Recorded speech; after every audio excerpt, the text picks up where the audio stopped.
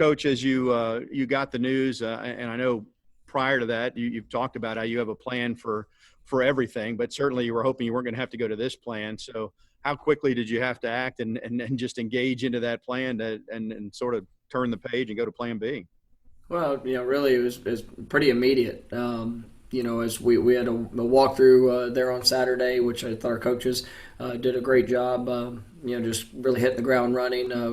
Guys did a nice job of going out there and getting some quality work. Then as a staff, we jumped into this week. Starting last night with our normal Sunday. One of the things, and I know we've mentioned it earlier in the year, that through each challenge sometimes brings along a great blessing, and one of the blessings is that through the quarantine is that we've learned how to be able to operate virtually much more comfortable. And that's one of the things that I was able to have a team meeting last night, and even though I wasn't there in person, was able to link in and obviously be very active through all the meetings, whether it was position meetings, special teams meeting, and then having everybody there together as a group. We went out and had our normal Sunday night practice, and was able to patch in and watch practice as it was going on, and basically from a bird's eye view, just with the access of multiple cameras. So even though I wasn't there physically, I was still able to be there and observe everything that was going on. I'm going to start with some questions from some fans here, and it's in the same vein of what you're already speaking about. Today's questions come from our fans on Twitter. Be sure to tweet at SeminolesIMG for the chance to have your question featured on the show and to score free queso from Tijuana Flats. So in that same vein, Anthony from Albany wants to know, how different is it to coach from home rather than being there in person? And I guess the second thing would be, how effectively, or put another way, how effectively can you do your job remotely in this era? Well, I mean, I believe that we could definitely, you do our job and be able to make an impact, and utilize all the resources we can to help prepare our guys for what's to come. They get a chance to hear the message. They get a chance to obviously see me with the virtual aspect of it, but just not being there really face to face, and being able to get a sense of their emotion and all those things that I think are critical in that development. But we've got a tremendous coaching staff, and these guys have truly stuck to the plan that we had in place, and everything's moving forward, and I don't think we'll miss a beat. We will obviously talk about Miami here shortly with Coach Mike Norvell. Continuing with the questions, though, this is Charlie from Pensacola.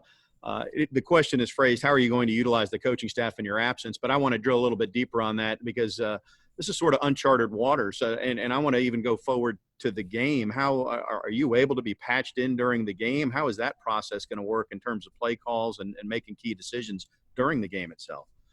Well, for this weekend practice, I'm going to be involved in every aspect of it. I'll be in every meeting. I'll be able to, be there in real time with practice. Be able to watch, and you actually have a stereo, a speaker system to where if I need to communicate something throughout the course of practice, I'll be able to do that from home. But then, as we continue to progress closer to game day, with all the pregame meetings and things that we normally do, I'll be involved in that, and obviously can't be there with the team there on game day, and so there are going to be some things that we're going to adapt and adjust as a staff, and but our guys are fully understand the expectations and what we're going to do, and like I said, we have a very specific plan for how that's going to all operate, and so that's a course of action that we're going with, and we've definitely looked into every possible option that there is, and so that's something that we'll always continue to explore. Your deputy head coach is going to be the acting coach this week, and that's Chris Thompson. Why don't you share with our listeners, viewers, fans, the relationship, because it goes back actually to your playing days in college. Absolutely, and Chris Thompson is one of the best football coaches that I know, and I've seen it as a player. Got a chance to work with him side by side. He was when I was at Arizona State, he was my offensive line coach there. Obviously, he has years of highly successful head coaching experience there when he was head coach at Abilene Christian. Did a wonderful job there with that program. So he's done. You look at the course of his career in all aspects. He's been in a leadership role and somebody that I trust with everything, and I know that as we were planning, if this was to occur, it was something that was a no-brainer for me, and in regards to who would be able to fill in with the in-person role, there in the course of the game, and so definitely got a lot of confidence in him, and then the rest of our staff. Everybody's going to have to make sure that we continue to do our jobs and stick to the plan that's in place, and like I said, we got a ton of confidence in our staff. Back to the queso questions. This is Haley from Tallahassee. She wants to know how you utilized the off week in terms of looking at the tape from game one and beginning the Miami install.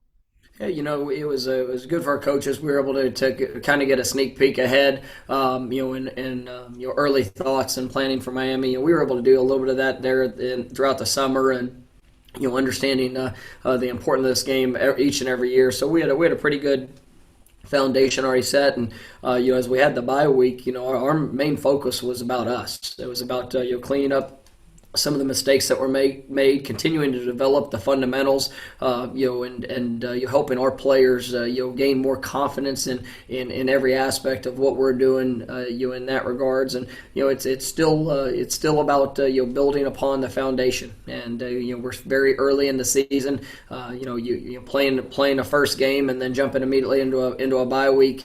Sometimes that can be less than ideal, and then other times that could be something that could be a great benefit. And I think for where we are, being without spring practice, obviously having a very unique, off season and everything leading up to the year, I think we were able to learn a lot from the first experience out. Good, bad, and just a better sense of who we are and what we need to do to get better. Well, and that goes right into what we talked about last week, which is you needed to play a game and find out what you had and be able to react from there. So it sounds like, it was a good week of practice, and that's what you were able to do last week. Absolutely. As you turn the page and, well, not that you hadn't turned there already, but beginning to prep for Miami, I'll tell you what, I'll get to the Miami questions next. We'll do a break right now, and then I'll get more specific about the Hurricanes. This is Inside Seminole Football with head coach Mike Norvell, and it continues in a moment.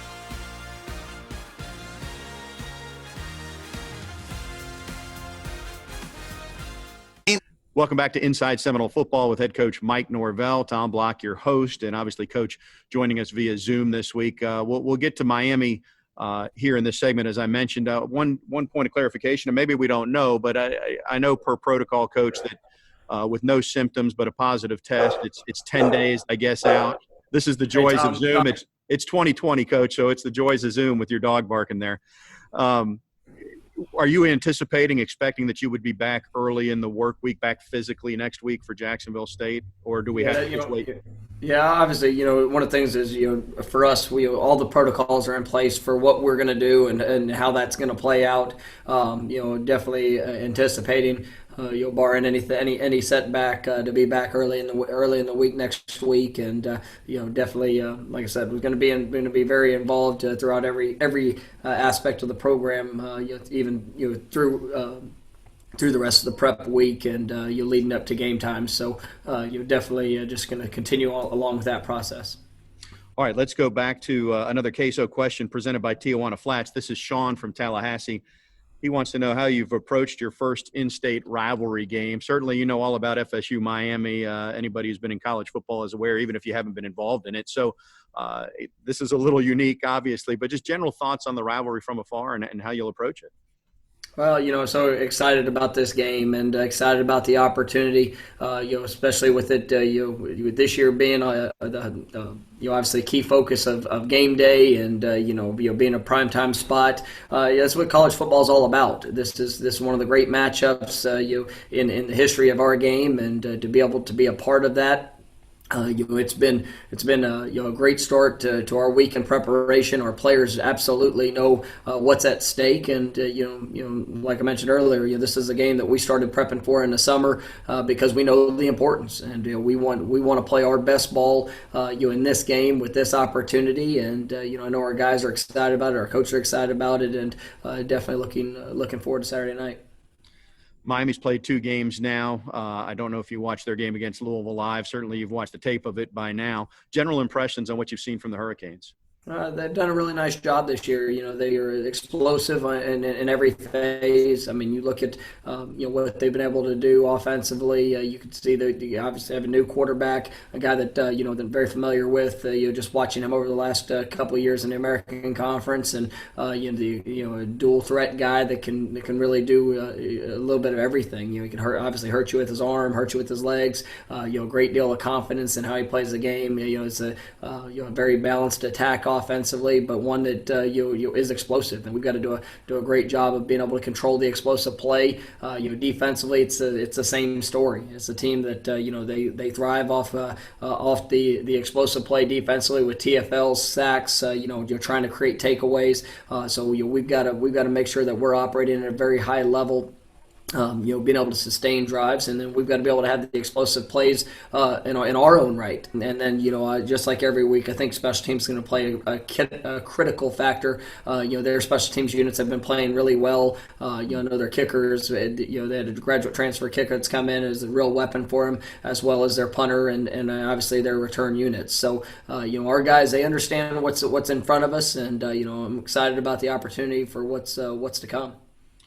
Diving deeper about Miami's quarterback, this question comes from Quinn from Ocala. He says, defensively, what's the strategy to maintain pressure on De'Ara King? Of course, containing him would be part of that as well, not just pressuring. Yeah, absolutely. You've got to create pressure. You've got to be able to make him uncomfortable, and if you get your opportunities to get your hands on him, you got to finish the play, and that's one of the biggest things that I think presents a challenge, because he is so very elusive. He's got great quickness, great balance, but we've got to make sure that as we get close, we get our opportunities. We got to finish with him in our arms, and not allowing him to extend plays, because he always does keep his eyes down the field and can hurt you, on the run, but also being able to set up and scramble, pushing the ball vertically down the field. So he presents his own set of challenges, but our guys are excited about the opportunity for it.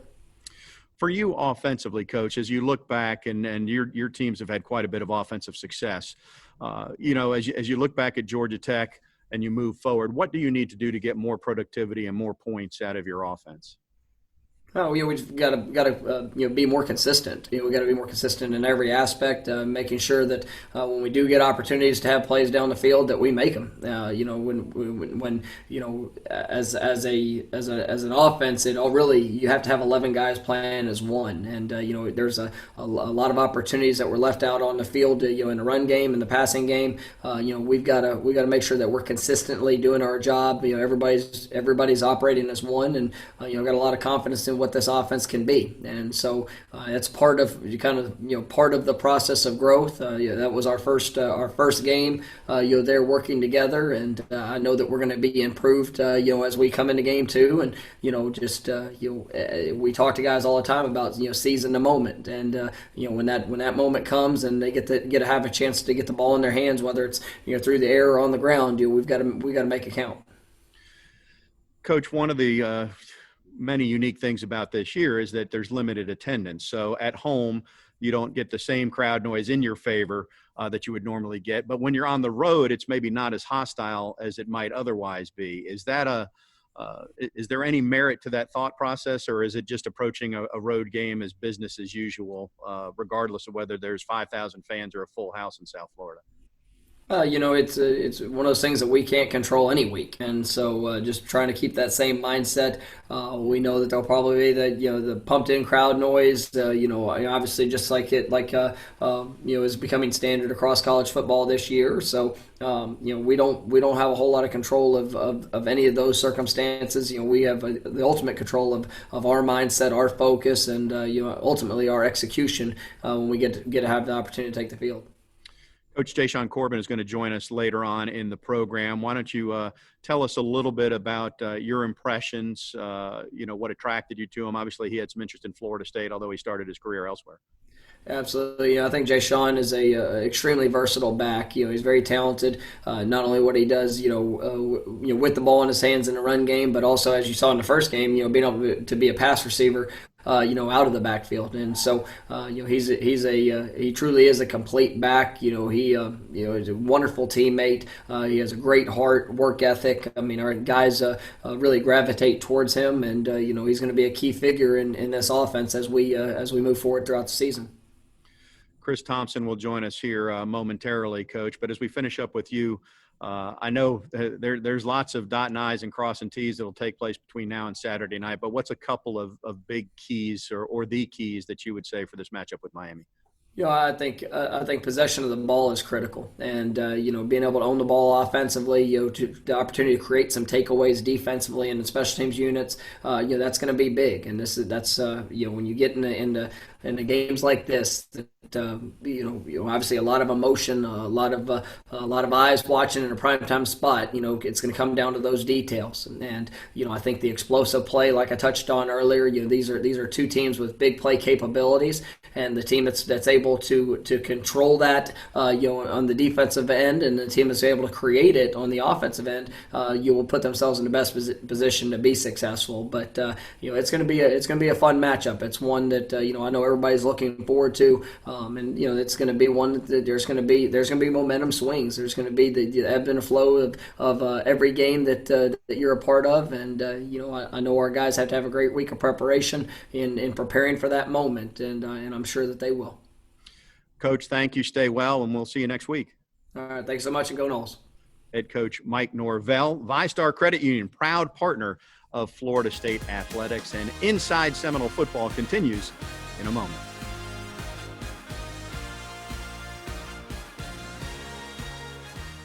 Welcome back to Inside Seminole Football. Tom Block joined now by Deputy Head Coach for Florida State, Chris Thompson. Coach, good to see you. How are you? I'm doing great. How you doing? Doing well. We just had Coach Norvell on for a couple of segments, and I know that coaches plan and prepare for everything, and then you hope that you don't have to necessarily implement it, but it is what it is. And so I guess first of all, you've been a head coach, but this is an interesting time with Coach Norvell working remotely. I guess the fortunate thing, as he pointed out, we've done Zoom for a while, so you really can still be present even if he's not physically present. Just explain the dynamic you have as you go into this work week. Yeah, that's been, really the positive of how the spring played out as we got really comfortable with the Zoom process, with not only with staff meetings but with the players. So yesterday, for example, Coach came in and did the staff meeting virtually and did the team meeting virtually. So that's a lot different. Typically in a situation like this, the head coach is not involved, but with the remote possibilities, we've been able to kind of operate as normal in a lot of ways. Yeah, I was going to say, all things considered, maybe it's not that big a shift. We've gotten used to staring at each other on computer screens and phones these days. Yeah, it's not. It's really not. And I think as we get to game day, that'll be the biggest difference with him not being able to be there. But I think keeping his voice and his face in front of the players will not be a problem with the technology. Have you worked through what game day will look like in terms of that? Is he in communication with you? You're still trying to hammer that out and figure out what you can and can't do? Yeah, we're really more right now trying to implement game plan in terms of the offense, defense, special teams, the things that we'll run. I think as we go throughout the week, we'll get a little more into how the operation will work on game day. But it's sort of an evolving process like a lot of these things. We are pleased to be joined by Florida State's Deputy Head Coach Chris Thompson. Now, I asked Coach Norvell to share a little bit about his relationship with you. I'm going to ask you to do the same.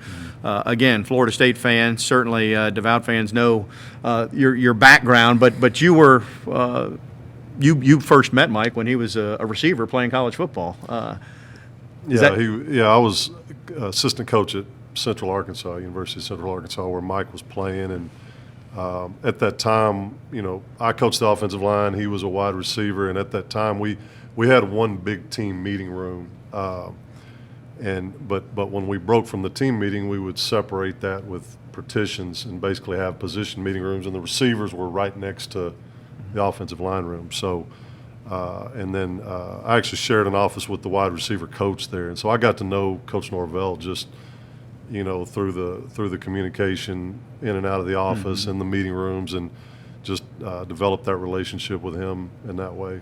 And then you went on and coached together at Arizona State, and were one of the first hires, I think, here at Florida State.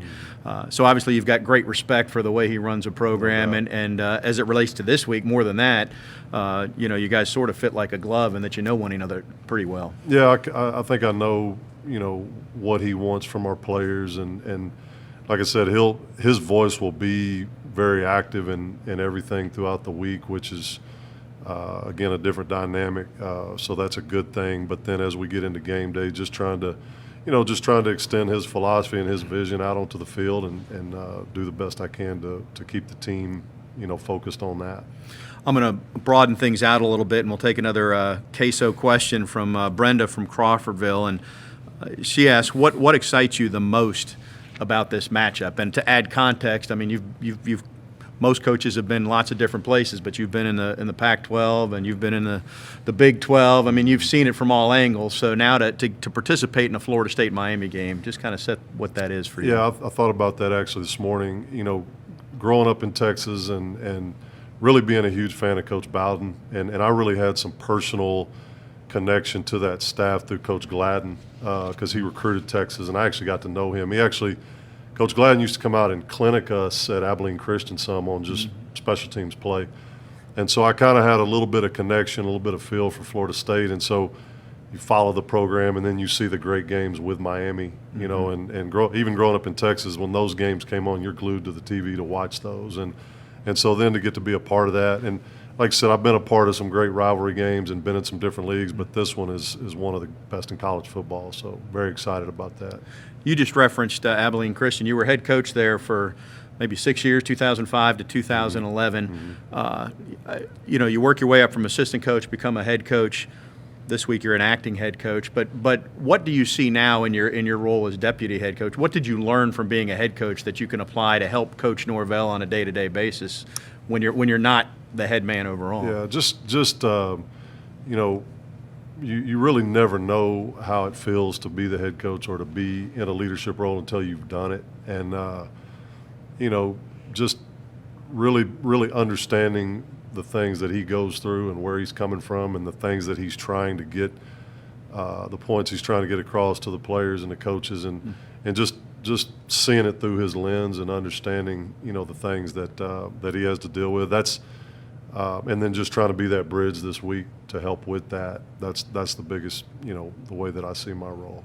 Should point out that you also coach the tight ends, and in our next segment, I'll ask you a little bit more specifically about that, and we'll get to some on-field stuff. Whoever wrote the book claims you make your biggest improvement from week 1 to week 2. You had a bye week, so you had some extra time. Obviously, the proof will be in the pudding, I guess, as we move on. But how did you feel about what the team got done, in that extra week off? I thought they, had a really good focus last week, and the focus was more on just us, the detailed improvement, the fundamental, just the little things that showed up in game 1 that we weren't clean on. And I think the guys are focused and committed to making that happen. And now we shift into more getting ready for specifically what Miami likes to do. Not still a focus on fundamental improvement, but the game plan with Miami. So I think we got a lot of work done. I think the guys' attitude was great, and we just have to go out and show it, like you said. I've asked Coach Norvell this. I like to get coaches' different opinions on this, but once you have the game tape, how much easier is it to explain to a player what they've been doing wrong that you had seen in practice and tried to correct, but now you have the actual film to go back and say, this is what we were talking about, and this is what happens when you do it this way instead of that way? Yeah, that's and it's funny you say that. Coach Dillingham actually made a cut up or a copy of some of the plays from practice that really showed up as the same way in the game, and just to illustrate those points to the guys. And that's probably why you make your biggest improvement, just because they actually see it. And it's hard to simulate the speed of a game. And once they see it in a game and how it negatively affects plays, I think they're more focused on correcting it. This is Inside Seminole Football. It is Florida State-Miami week as we renew the rivalry, and our show continues in a moment.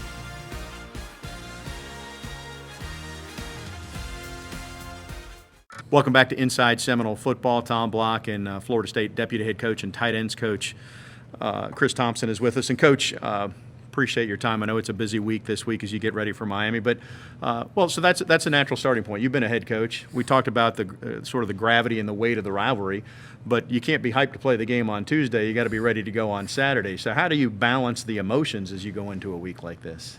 Oh, I just think, the players understand, as you go, Tuesday's a hard work day and Wednesday's a really hard work day. And then, Thursday you really start to polish the game plan. And the main thing is just the focus on the attention to detail of the game plan and how Miami likes to align to things and different things like that. And I think, the good thing about this team, we have a lot of veteran players in some spots that have already been through this process.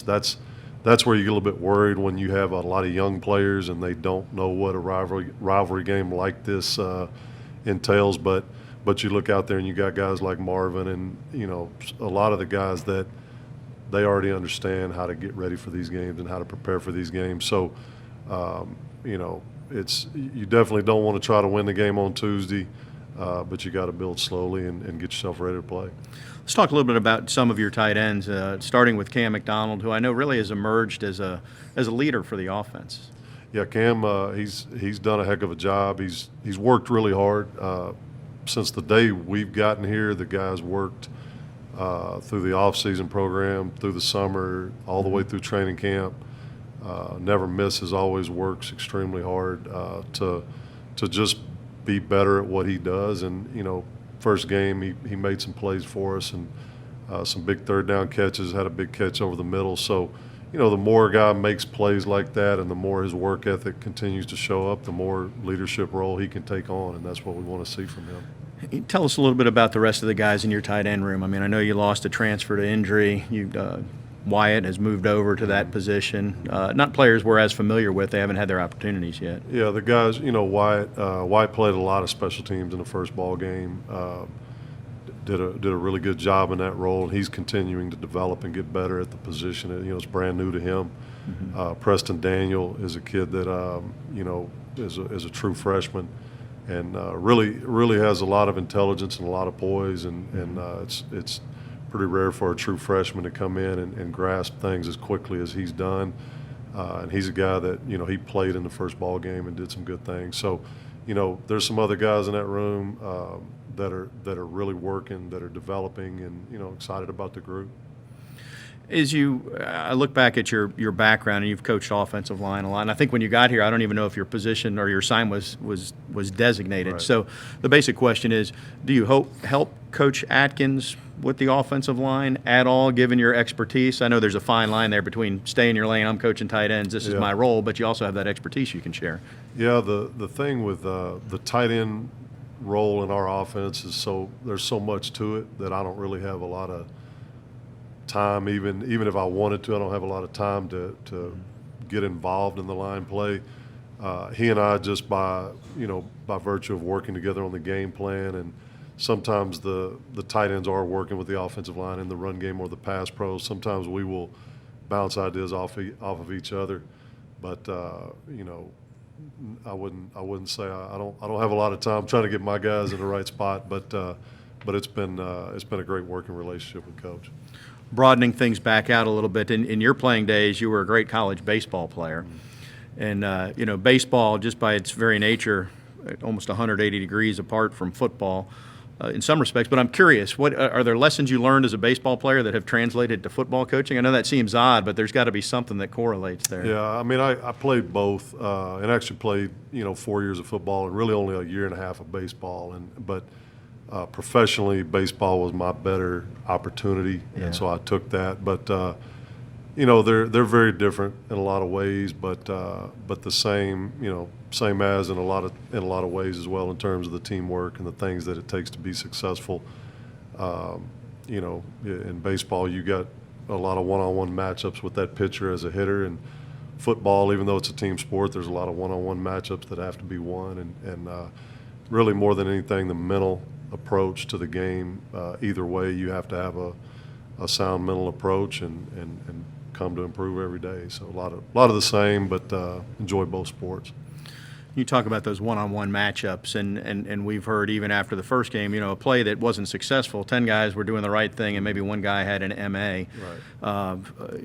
And I asked Coach Norvell a little bit about this too, but I'm sure when you looked at the tape from Georgia Tech, there's a lot of plays there if everybody gets on the same page in terms of just growing this offense. Yeah, there's no doubt. And that's offensive football is just it takes a huge coordinated effort to get everybody on the right guy, whether it's pass protection, run game, whether it's a quarterback read or whatever the case may be. It takes some time to develop that, and I think we've done some good work in practice, like I said last week. Got to have that show up Saturday.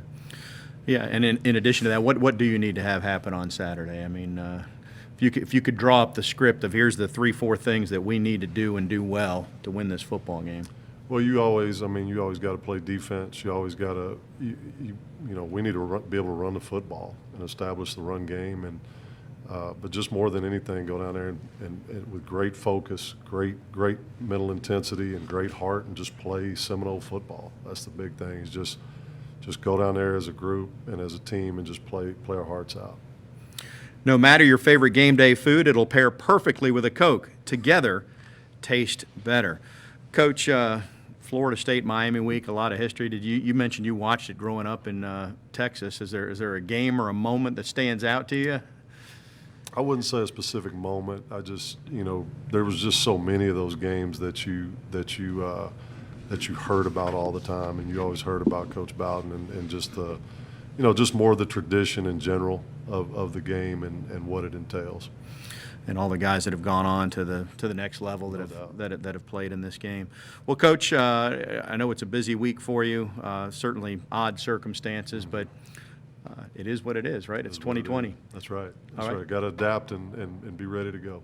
Best of luck this week. Thank you very much. That is Deputy Head Coach, Acting Head Coach this week for Florida State, Chris Thompson. Hey, get your FSU tag today and drive like a champion. Since 1987, proceeds from the tag sales go directly to academic scholarships for deserving students in all majors and areas of study. Also, FSU provides a $25 rebate for first-time license plate buyers. For more information, visit fsu.edu/mytag. We'll come back with more Inside Seminole Football in a moment. Welcome back to Inside Seminole Football. As you know, we come your way each Monday at 7 o'clock, and we're always pleased to have a player join us, a student athlete. And this week it's Jay Sean Corbin. How are you? Good, how are you? Good. How has your transition to Florida State gone? I mean, I know it's been a little while since you first arrived, but this isn't where you started, but you've been here for some time now. It's been good. It's a little different. I first got here, jumped right into the workouts and everything, and then the pandemic happened. So I had to go home for a couple months, but came back. It's been a good experience. The players, the coaches, everybody's welcomed me in with open arms. So it's been a good experience since I've been here. I feel like the pandemic happened. That's going to be the asterisk that we all have for all of 2020. Yeah. But that's particularly in a team sport or an organization. I mean, everybody has to change the way that they're used to working. So how difficult was that to stay motivated to train when you're on your own? Maybe you don't have the same weight room facilities. You're not necessarily eating the same as you would if you're at the training table. Just how challenging was that for you and the team, do you think?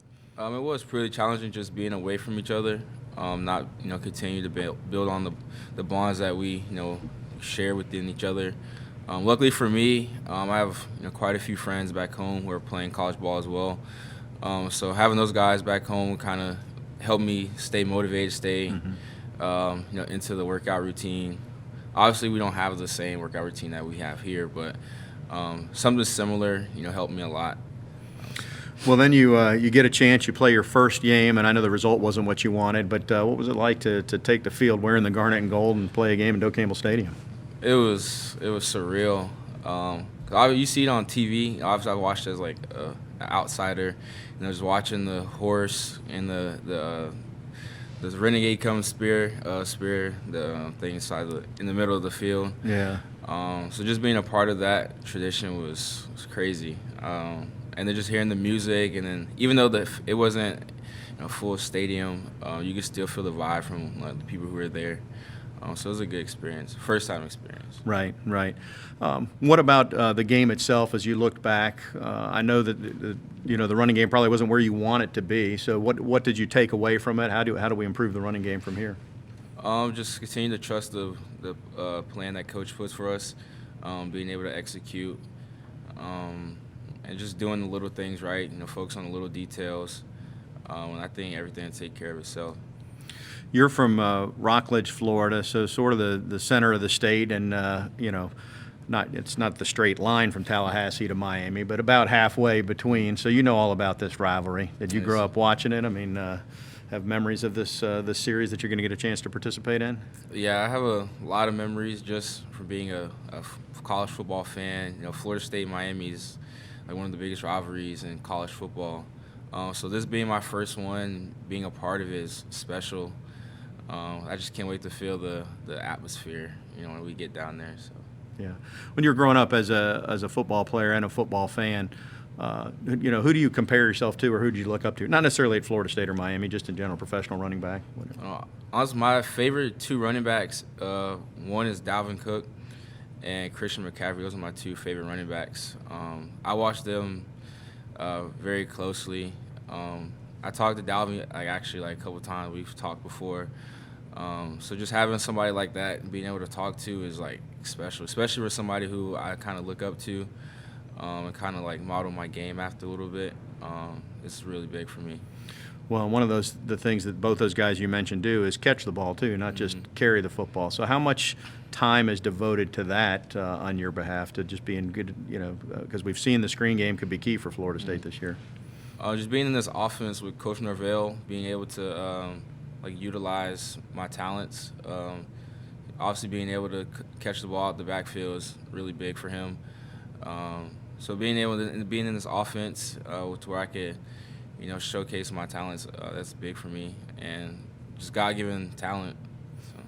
Let's talk a little bit about special teams. So I know you had some great kick return success when you were at Texas A&M and in the mix at Florida State too. That's a different mindset though, to be back there, because it's a little bit different. The line of scrimmage, guys don't necessarily have a full field head start when they're aiming for you. Right. What do you like, or what attracts you to returning kicks? Just being able to make an explosive play. I think that's what attracts me the most. And starting the game off, with being able to have the ball in your hands, be able to make a big play early can really, jumpstart the game for our team. So I think that's probably what attracts me the most. As you look to Miami this week, what's it going to take to get the offense a little bit more consistent, a little more points on the board?